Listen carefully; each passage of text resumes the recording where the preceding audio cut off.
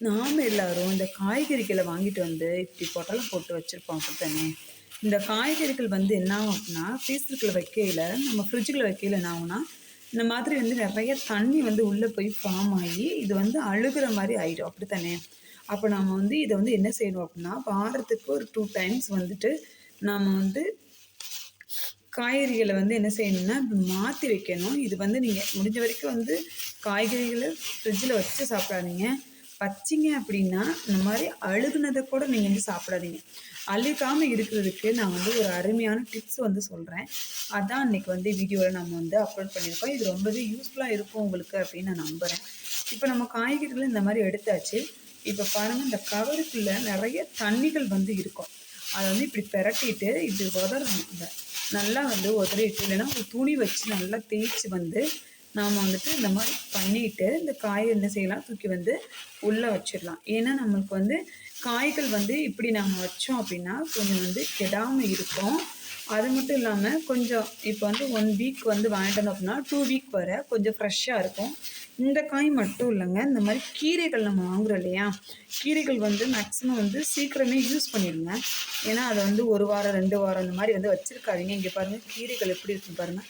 இதை பார்த்தீங்கன்னா தெரியும், ஃபுல்லாகவே வந்து தண்ணியாக வந்து இருக்கும். நம்மளுக்கு கீரைகள் வந்து எப்பவுமே வந்து இந்த மாதிரி வச்ச உடனே வந்து என்ன ஆகிடும் அப்படின்னா நல்லா தண்ணி பிடிச்சி போயிட்டு இந்த மாதிரி இங்கே பாருங்களேன், இந்த மாதிரி இலைகள்லாம் வந்து ரொம்ப நாள் வச்சோம் அப்படின்னா இந்த மாதிரி வாடிடும். இங்கே பாரு வதங்கின மாதிரி இருக்குது பாருங்கள். அப்போ இதெல்லாம் நம்ம என்ன செய்யணும் அப்படின்னா முடிஞ்ச வரைக்கும் வந்து சமைச்சிடணும். ஃப்ரீசரில் இந்த மாதிரி நீங்கள் வந்து மாற்றி வந்து வச்சுடுங்க. அப்படி வச்சிங்க அப்படின்னா தண்ணி வந்து தேங்கி அந்த இது வந்து என்ன ஆகும் அப்படின்னா கீரை வந்து கெடாத அளவுக்கு வந்துட்டு நம்மளுக்கு ரொம்பவே வந்து யூஸ்ஃபுல்லாக இருக்கும் அப்படின்னு நம்புகிறேன். நீங்கள் வந்து உங்களுக்கு வந்து கெடாமல் இருக்கிறதுக்கு இந்த மாதிரி வந்து நீங்கள் வந்து யூஸ் பண்ணிக்கிறீங்க.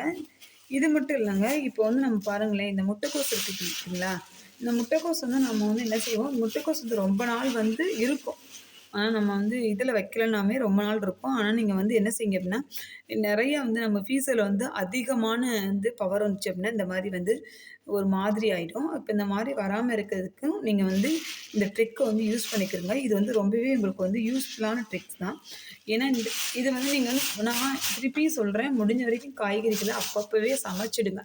அப்பப்போ சமைக்காமல் வந்து லேட் ஆக்குனீங்க அப்படின்னா இந்த மாதிரி வந்து கெட்டு போயிடும். அப்புறம் இதுவே நம்மளுக்கு வந்துட்டு ஒரு இதாகிடும், பாய்சன் மாதிரி ஆகிடும். அதனால் வந்து முடிஞ்ச வரைக்கும் குழந்தைங்களாக இருக்கட்டும் பெரியவங்களாக இருக்கட்டும் ஃப்ரெஷ்ஷாக வந்து அவங்களுக்கு சமைச்சு கொடுங்க. இந்த மாதிரி கத்திரிக்காயெலாம் பார்த்திங்கன்னா தண்ணி வந்து நிறைய தேங்கி இருக்கும். இது நல்லா வந்து தொடச்சிட்டு வந்து இந்த மாதிரி எடுத்து வச்சு வீக்லி 1 or 2 days வந்துட்டு 2 நாளைக்கு ஒரு முறை வந்து இந்த மாதிரி இதுகளை எடுத்து வச்சுட்டு நீங்கள் வந்துட்டு நல்லா அதாவது உல்ட்டாவாக அந்த கவரை உல்ட்டாவாக திருப்பிட்டு இதை போட்டு வச்சுருங்க. அவ்வளோதான். இப்படி போட்டு வச்சிங்கன்னா தண்ணியும் தேங்காது, ஃப்ரெஷ்ஷாக நம்மளுக்கு காயும் வந்து அழுகாமல் ஒரு வாரத்துக்கு வந்துட்டு அப்படியே இருக்கும். ஃப்ரெண்ட்ஸ், இந்த வீடியோ உங்களுக்கு ரொம்பவே யூஸ்ஃபுல்லாக இருக்கும் அப்படின்னு நான் நம்புகிறேன்.